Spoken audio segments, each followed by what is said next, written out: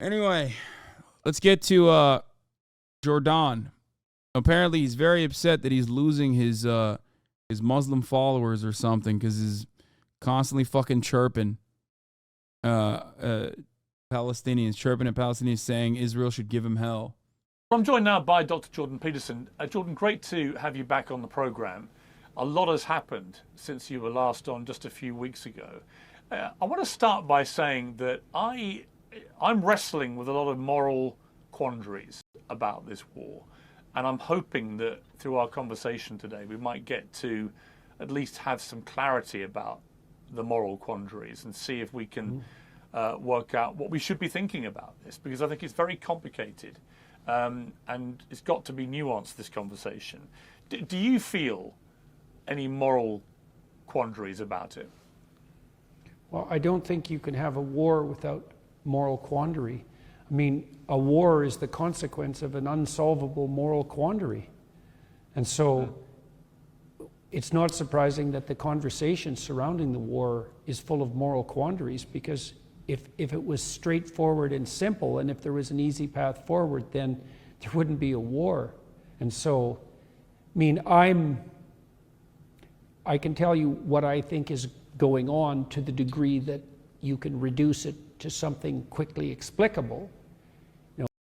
Oh my God. Oh my God. Jordan Peterson, when a trans person exists in fucking Western college.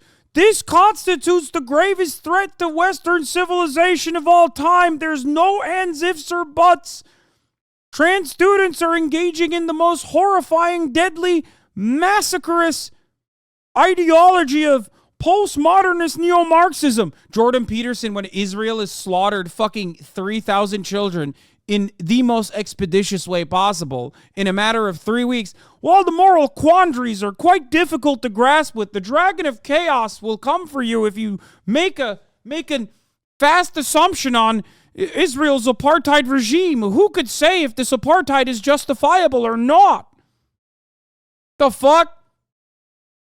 This guy literally goes, this dude, okay, has a fucking aneurysm when the green M&M is not fuckable any longer.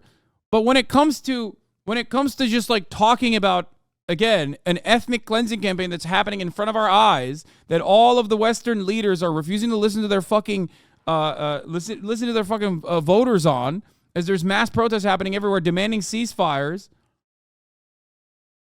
He's like, who could tell who's in the right and who's in the wrong? It's complicated. No, I think Iran is desperate because of the tenuous hold on power that the mullahs now have in Iran, given their own citizens' rebellion. I think they see the Abraham Accords, which were the most significant step forward towards peace in the... Yeah, totally. That's why October 7 happened also simultaneously. Yeah, no.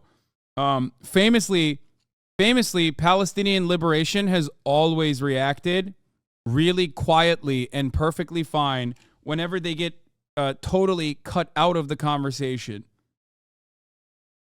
Doors open.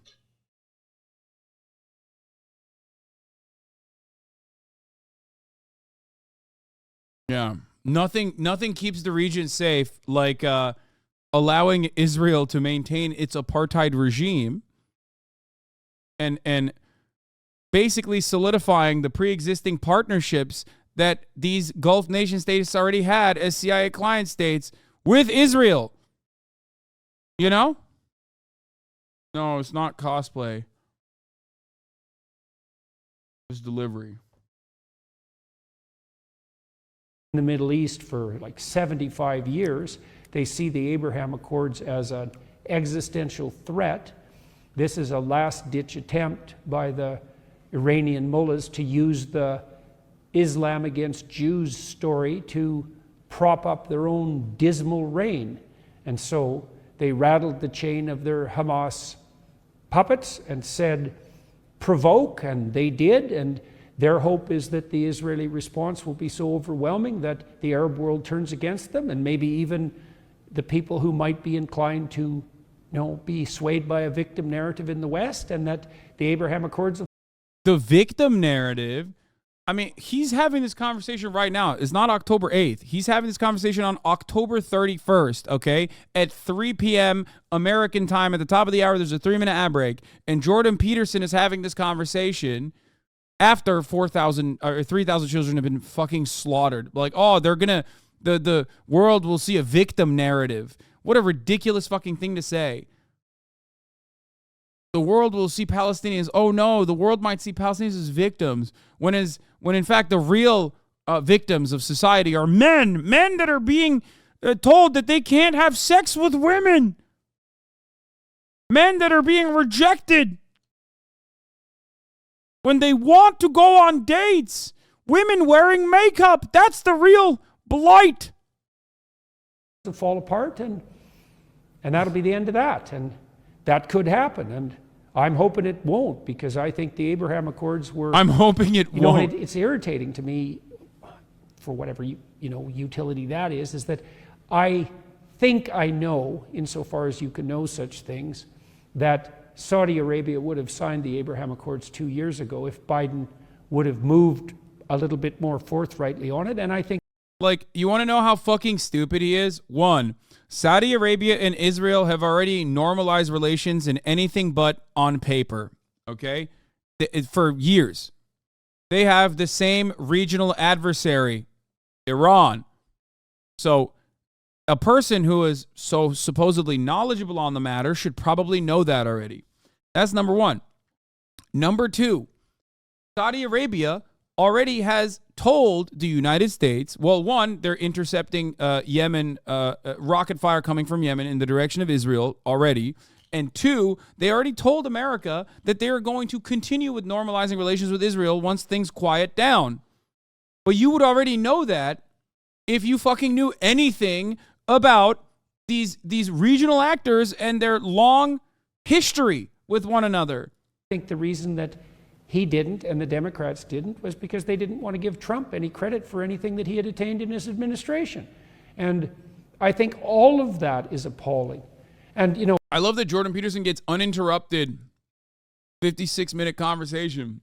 But God forbid I try to fucking explain something on an issue that I'm knowledgeable on. Holy moly. I see this story of Muslim against Jew being put forward in this propagandistic manner. And I think, well, the Muslim world has to make a choice too, because it doesn't look to me like their proper champions is the government in Iran, and it's not like the Saudis don't have their flaws, and perhaps the rest of the Arab governmental structures, but he's like, he still can't hand it to the Muslims, dude. He's like, make no mistake, the Muslims are bad.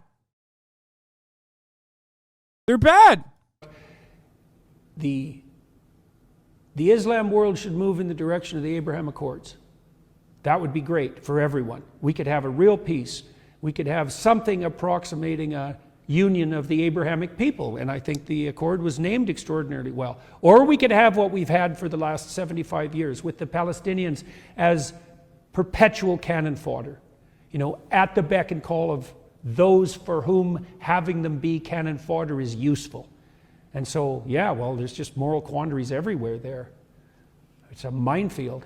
But that's what I think is the fundamental reality of the current situation. It's a propaganda war. And it's so funny. Yeah, man. The greatest threat there is the fucking Gulf nation states at least aesthetically criticizing Israel whenever they engage in yet another fucking pogrom. That's the gravest threat to regional security, and not the fact that Israel has an apartheid state. Israel is an apartheid state. This is inherently a violent position.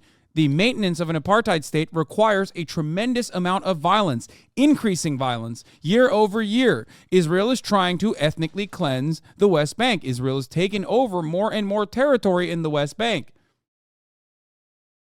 That is the big problem here. That is the big problem morally. That is the big problem from a legal perspective. That is the main problem. That's the only problem, as a matter of fact, because most of this other shit would not occur if Israel did not have an apartheid state. 50 plus years of Israel building settlements in territory that is supposed to be Palestinians and maintaining said settlements is a major problem. It's a major issue.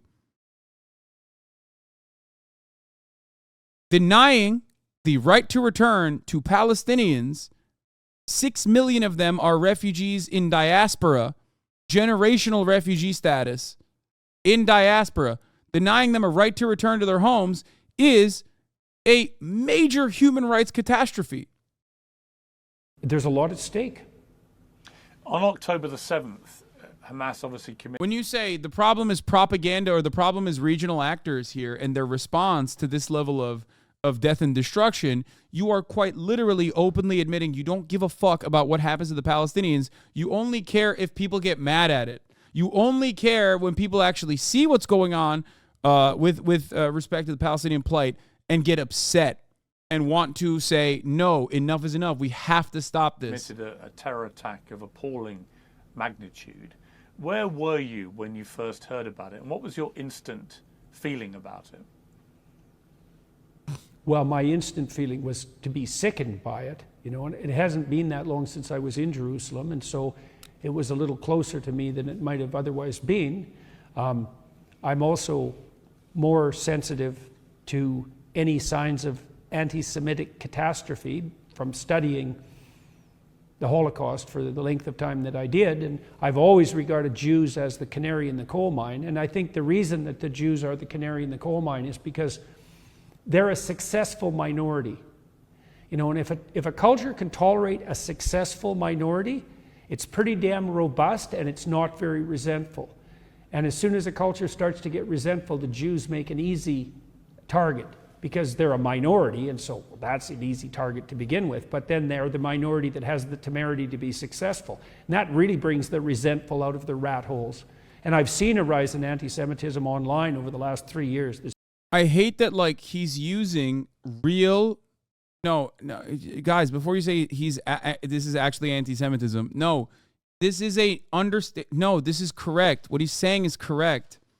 What he's saying is reductive, but it's fucking correct. Historically speaking, this is precisely what has happened in times of economic instability. I talked about it yesterday as well, okay? Economic volatility creates a chaotic environment where people immediately look for a villain, and the villain always historically is Jews, okay? He's not wrong on this, but what should perhaps give you a better understanding or reframe your perspective is the fact that this dude who openly repeats neo-Nazi propaganda, claiming that the Great Replacement is happening, claiming that there are, there's cultural Marxism occurring in college campuses that is actually rotting the morally superior Western world to its core. These are things that Nazis have said. He has repeated this Nazi propaganda in contemporary society time and time again. That guy is making a correct assessment on anti-Semitism and then literally changing the dynamic and using it. He's weaponizing anti-Semitism to justify Israel's actions. It's just stunning to behold on the right and on the left, but jointly.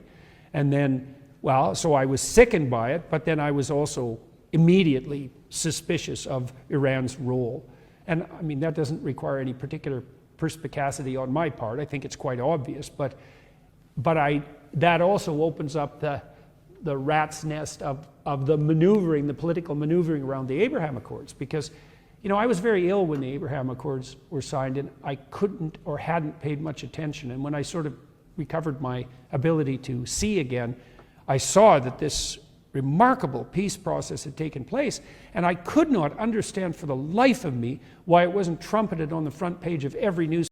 Yeah, I wonder why, dude. I wonder why a peace process that quite literally, demonstrably caused, at least a little bit, caused the chaos that is unfolding, that played a role in this chaos unfolding. Yeah, just read a fucking newspaper, man. Read an Israeli newspaper, please. Read Haaretz or something.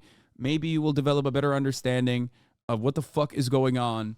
But it is a consequence of the apartheid regime and a real refusal to meet the Palestinians as human beings, as equal partners, okay? Openly denying them their humanity and continuing to strangle them.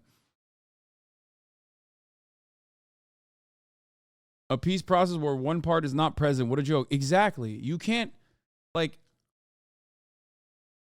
I'll give you a Nazi Germany argument here, okay? Like, this is like saying appeasement caused peace for everyone and stability in the region, and that the Germans should have been allowed to continue taking additional territory to create living room, to create living space. It is identical. It is identical to say this. I cannot believe why every newspaper is not talking about appeasement. I cannot comprehend why every newspaper is not talking about appeasement nonstop.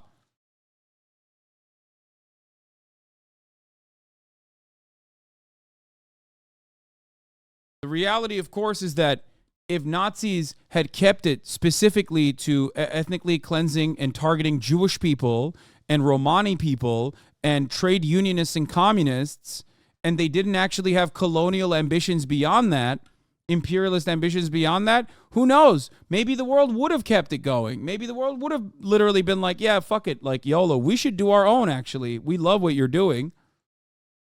Make no mistake. Nobody fucking went to war because they wanted to save Jewish people, okay? That is not the reality at all of no matter how hard people try to explain how honorable and just every single actor was during World War II. It was not. It was not because of the camps.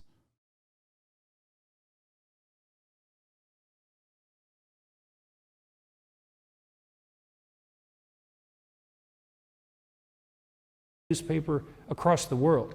And I also think that Trump's team should have got a Nobel Peace Prize for it. I cannot see how you could possibly make a counter-argument to that for all of Trump's flaws and for his administration's flaws. This was a major accomplishment. And yet, and I know the Saudis were behind it.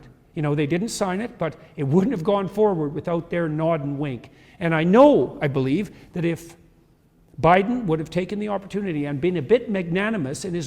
Chat, for those of you who don't know, like, I mean, I guess maybe you don't know, but like, we've literally turned boats full of Jewish refugees away, okay? Here in the United States of America, we said, no, fuck off. The Jews escaping Nazi Germany, okay? Like, escaping Europe. Don't ever let anyone fucking tell you that America was joined World War II. I mean, FDR was not the worst when it came to World War II. I will admit that.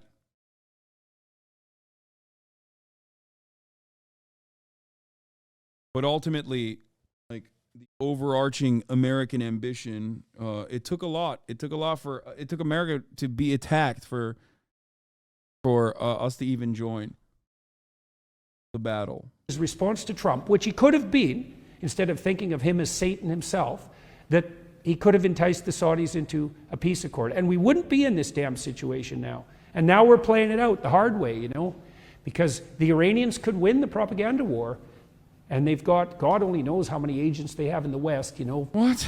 Promoting the kind of social upheaval that we've seen on the streets in the last few weeks. And so the narrative could go either way. Yeah, dude, it has to be. I mean, this is the same exact shit that, like, people always say about, like, the Arab Spring and whatever, right? Okay?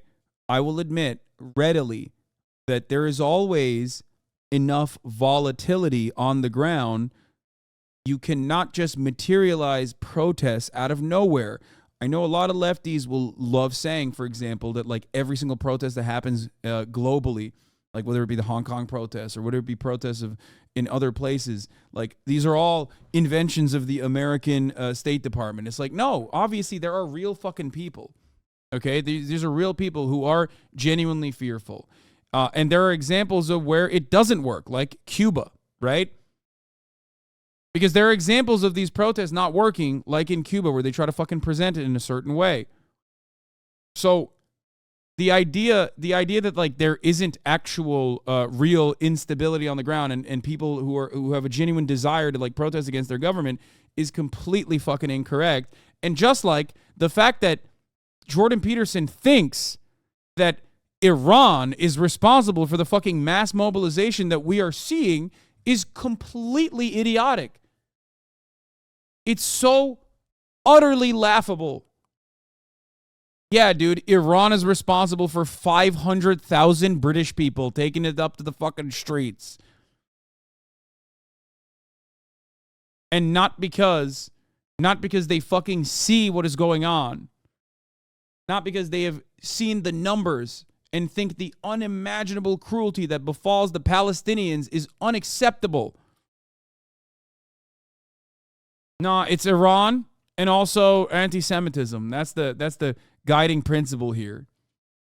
But I'm rooting hard for the Abraham Accords signees, and I hope they have the courage of their convictions, and I hope they can see that their way forward is the most appropriate way forward for the good of the Muslim world.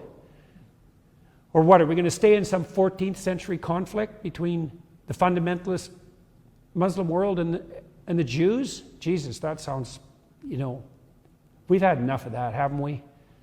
You'd think. 14th century fundamentalist Muslim conflict? Bitch, that's your own people, you fucking asshole. What do you mean? Aren't you like a Christian supremacist?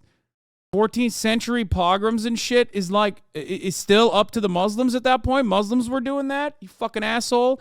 Another laughably ahistorical, nonsensical fucking take.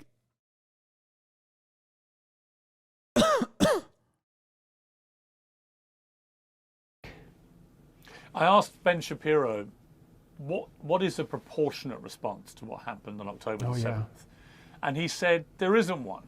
That there is no proportionate response, and there shouldn't be. I mean, that in itself, I asked Vivek Ramaswamy. I mean, if he's talking about if he's talking about the Crusades, then the fuck does that have to do with Muslims versus Jews? Like, what do you mean? When I interviewed him at the weekend, the same question, and he was basically inferring the same, but he also said that he would happily put the heads of 100 Hamas leaders on stakes along the border as a message to people not to commit this act. I thought that was a sort of medieval barbaric response to medieval barbarism, and that eye for an eye, tooth for a tooth is not the solution. I also believe that Israel has a fundamental right not just to defend itself after what happened, but has a duty to protect its people. And it has to take that duty obviously very seriously. But if your mission statement, as they've made clear, is to eliminate Hamas completely, and Hamas live in Gaza surrounded by civilians, among civilians, you can only do that. You can only get rid of Hamas with massive civilian casualties. And that's where I have this moral quandary about how much is too much. Well, does Israel get a license to do whatever it wants? I think Piers Morgan talked to way too many pro-Palestinian voices, bro. I swear to God. Maybe at some point he was like, yeah, no, fuck these guys. This is good for my clout. But he talked to one too many pro-Palestinian activists and speakers, myself included. And now he's like, I'm confused as to what's going on. To eliminate Hamas, or should there be a limit? And if so, what is that limit? Well, I don't think Israel will have a license to do whatever it wants, because what will happen inevitably, and I think if I was an Iranian propagandist, I would be counting on this. Let's imagine that Israel moves against Hamas with its usual effectiveness, and they start winning, in a serious way, and the casualties mount. Well, it's a lot easier to take a victim appreciation stance against a power that's clearly winning. So Israel can't win without accruing losses along the way, because the more they manifest their military superiority, the easier it's going to be for those who cast the Palestinians as victims to gain the moral upper hand. And I can't believe he's using so many fucking different words to basically say that the more Israel kills babies, the more the world is going to get mad at Israel killing children. Okay? Like, the problem is not, of course, Israel killing children. The problem in this circumstance is the world recognizing that Israel's killing children and getting mad at it. Okay? Oh no, don't stop the baby murder. It's just that the world might start seeing the baby murder and get mad at it. I am more upset about the optics, the bad optics of the baby murder. And so, and that doesn't mean I know what Israel should do, because I wish I had that wisdom. But what I would like to see happen, in the best of all possible worlds perhaps, would be for the signees of the Abraham Accords to say to Israel, privately first, we're not budging. And then maybe to take a foray into the public and say that. It would be lovely to see Saudi Arabia come out and say, you know, we're going to continue the Abraham Peace Accord process. And then Israel could say, well, if the Abraham Accord holds and we have the probability of expanding it, we can take the risk of not being so devastating in our response to Hamas, and they could back off, but because there'd be a counter victory in it for them. And so as far, like, I can't see a better pathway forward than that, and I think that's a potentially realistic pathway, especially because that would also have the side benefit of not allowing Iran to prevail. So that's like, the funniest part about what he's saying is that I don't completely disagree with him, because if your goal is to undermine Iranian influence in the region, and I personally don't give a shit one way or the other, I just want people to stop suffering, right? But if your goal is to undermine Iranian influence in the region, if that is your strategic goal, okay, and that is certainly America's strategic goal, then you have to take away a calling card that will undermine Israel's defenses and Israel's security in the region. Okay? Yeah, we know you have no idea what's going on. Thank you. Yeah, totally. I definitely don't know what's going on. Anyway, actually, I don't know why you banned that guy, because I would love to hear what he thinks I don't know about what is going on, and how he can tell me over the course of many, many years, they will finally you know, get to the point where, like, Israel has to have an apartheid state.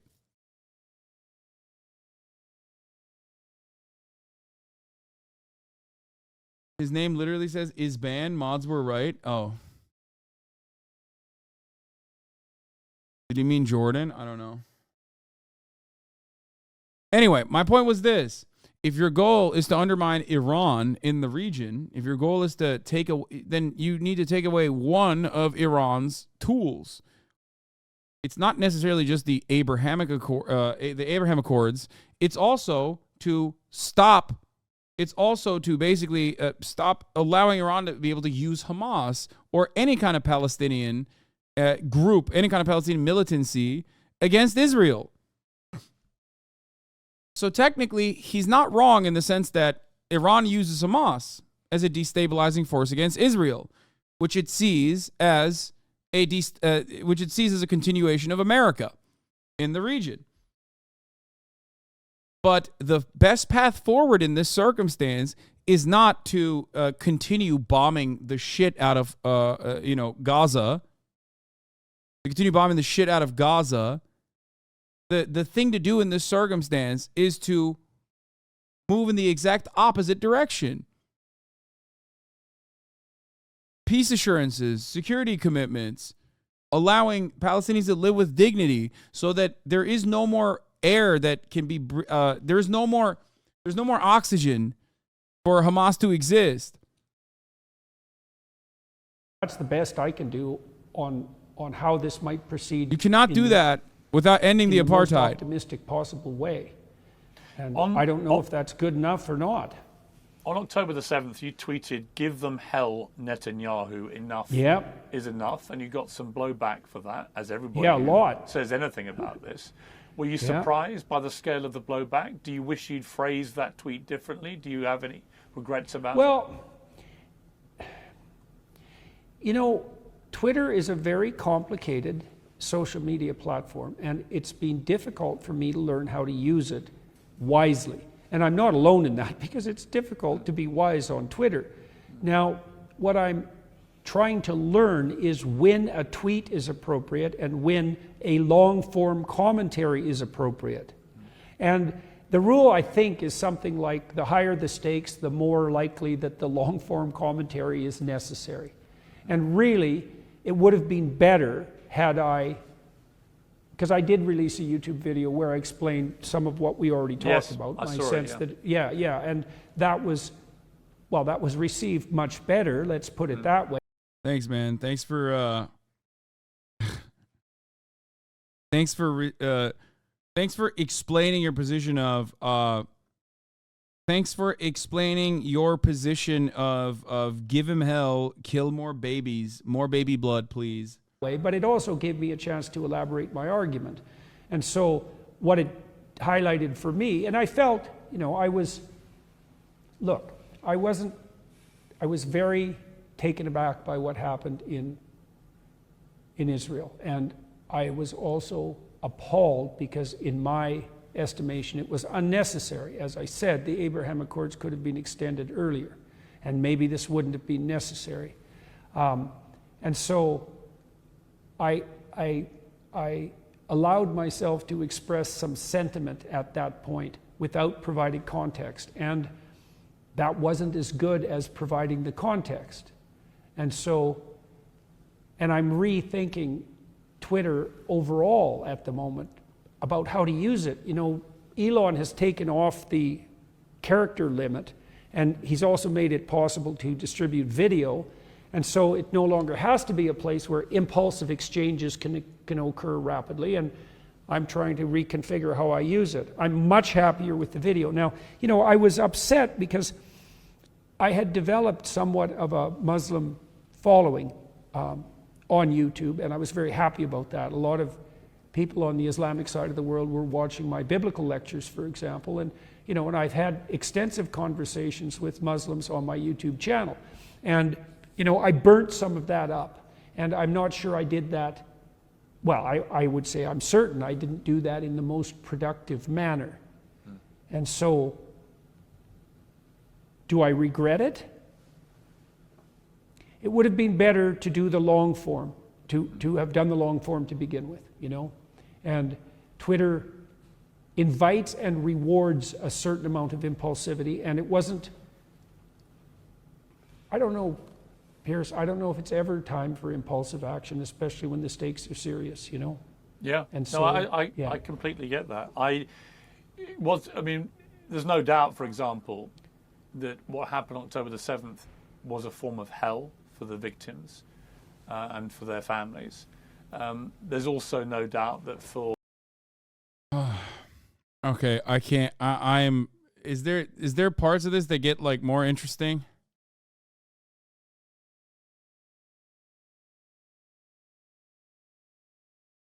Because like the reality is hearing you're hearing Jordan Peterson be like, give him hell is not shocking to me at all. That's what I expected from him anyway.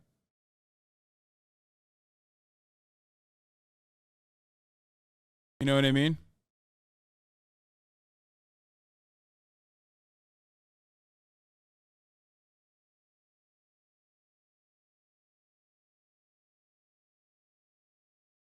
Scroll to 69. Good one, dude. I don't understand. Is he just losing followers and upset by it? So Jordan Peterson had a big following in the Muslim world. Part of the reason why he had a big following in the Muslim world was because, let's be real, there's, you know, misogyny everywhere, and it certainly exists in the Muslim world as well. Conservative Muslims loved him. They loved an American guy, an American trad guy, repeating shit that they fucking believe. Now, this doesn't mean the entirety of the Muslim world loved him. Okay? Of course. Not American, sorry, Canadian, whatever. They loved it. But then when his attitude came out about or his like willingness to openly champion the death and destruction of Palestinians was recognized by some in his following, and then they were like, okay, yeah, this guy fucking sucks. He's just like everybody else, you know? That's it.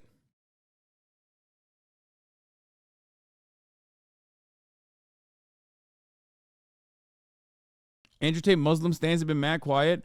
Bro, I don't even remember who Andrew Tate is at this point. Does he still fucking do stuff? Does he even say shit? I don't know, but I mean, I don't know. Is he pro-Israel? I doubt it. I think Andrew Tate doesn't give a fuck. He can just say whatever the fuck.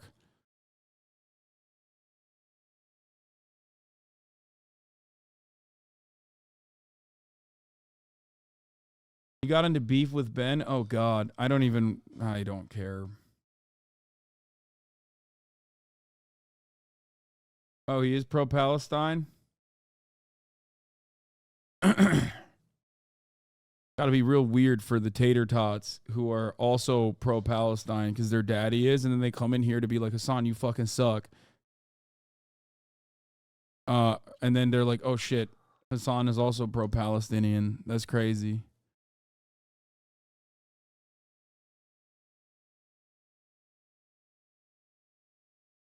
Original appalling terror attacks. That, well, again, is where I have a moral quandary. Well, the question is, I suppose, and I don't purport willing to Jewish begun to do. You know, I think. Yeah, I mean, this is just like a incredibly silly way